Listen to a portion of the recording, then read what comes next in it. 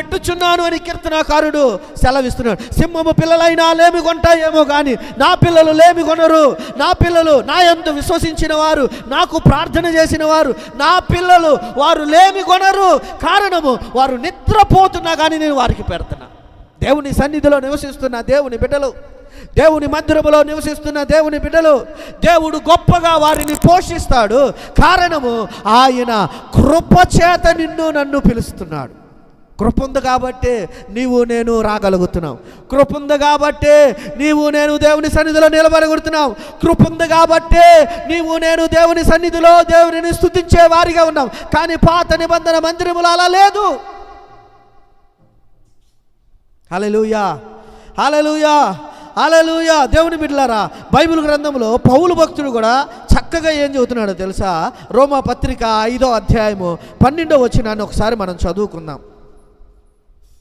రోమా పత్రిక 5వ అధ్యాయము 12వ వచనం. ఇట్లుండగా ఒక మనుష్యుని ద్వారా పాపము ద్వారా మరణమును లోకములోనికి ఏ విధముగా ప్రవేశించిందో అలాగుననే మనుషులందరూ పాపము చేసినందున మరణము అందరికీ సంప్రాప్తమాయెను. 16వ వచనం కూడా చదువమ్మా. మరియు పాపము చేసిన ఒకని వలన శిక్షావిధి కలిగినట్లు ఆ దానము కలుగలేదు. ఏలయనగా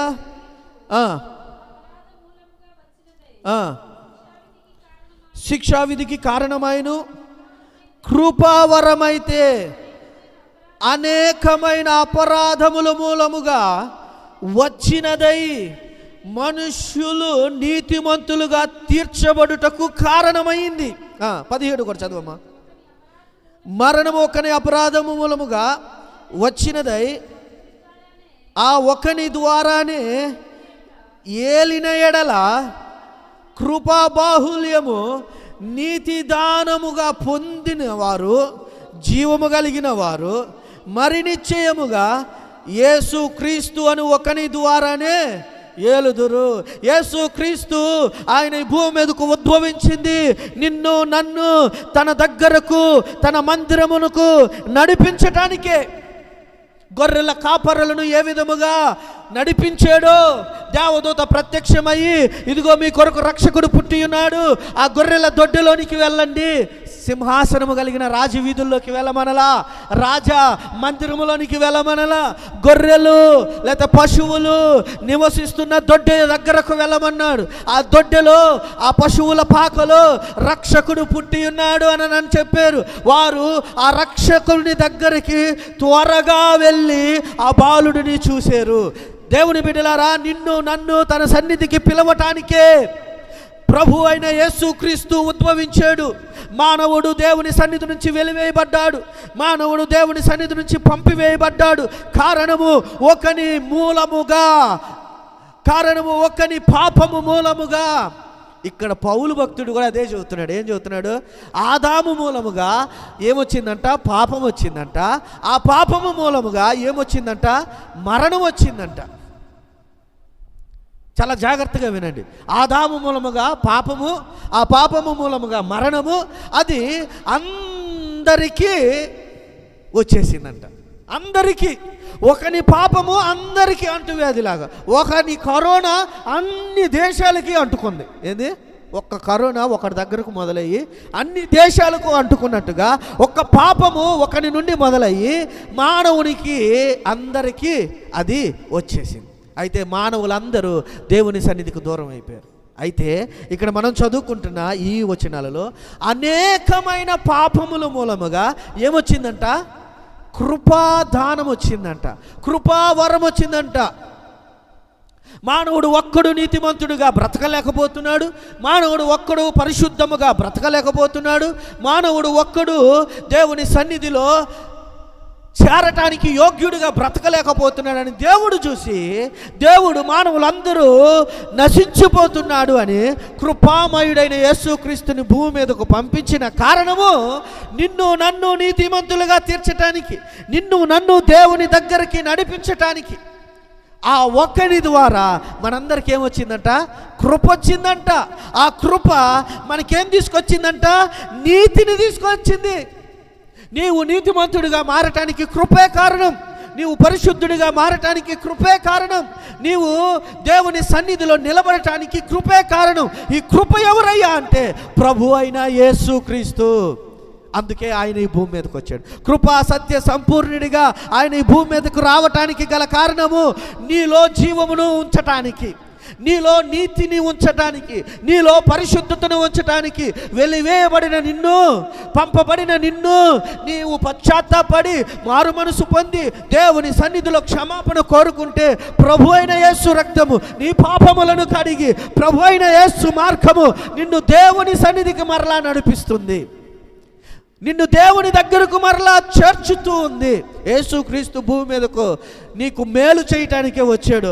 ఆ మేలేదో తెలుసా? దేవుని సన్నిధికి మనమందరము తిరిగి వస్తున్నాం.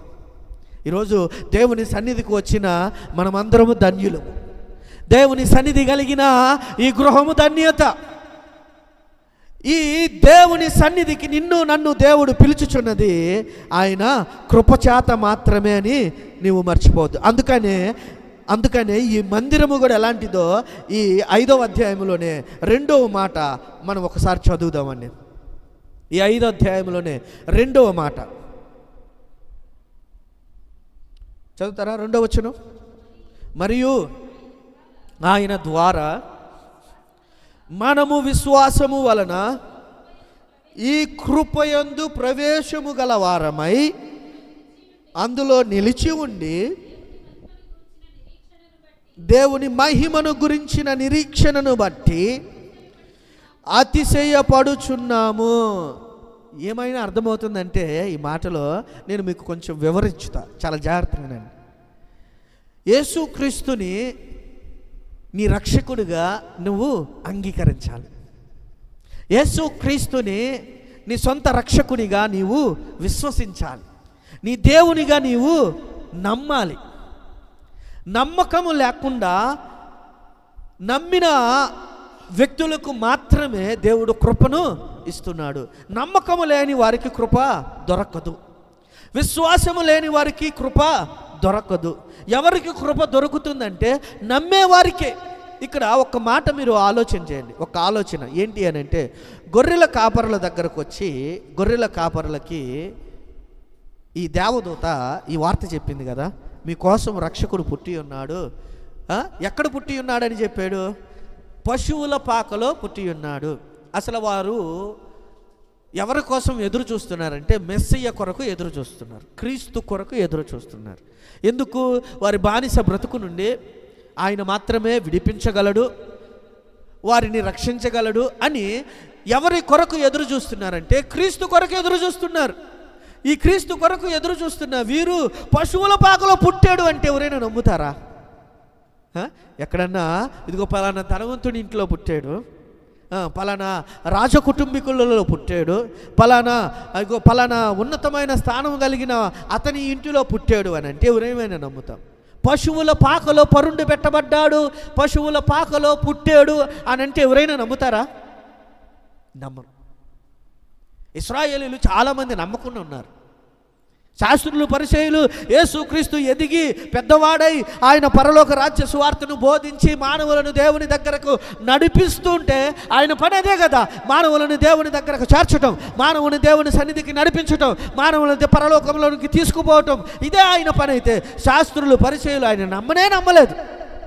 ఈరోజు చాలామంది యేసును నమ్మట్లేదు, చాలామంది యేసును విశ్వసించట్లేదు, వారి సొంత రక్షకుడిగా అంగీకరించట్లేదు. దేవుని బిడ్డలారా, విశ్వసించకుండా నమ్మకుండా నీకు కృప అనుగ్రహించబడదు.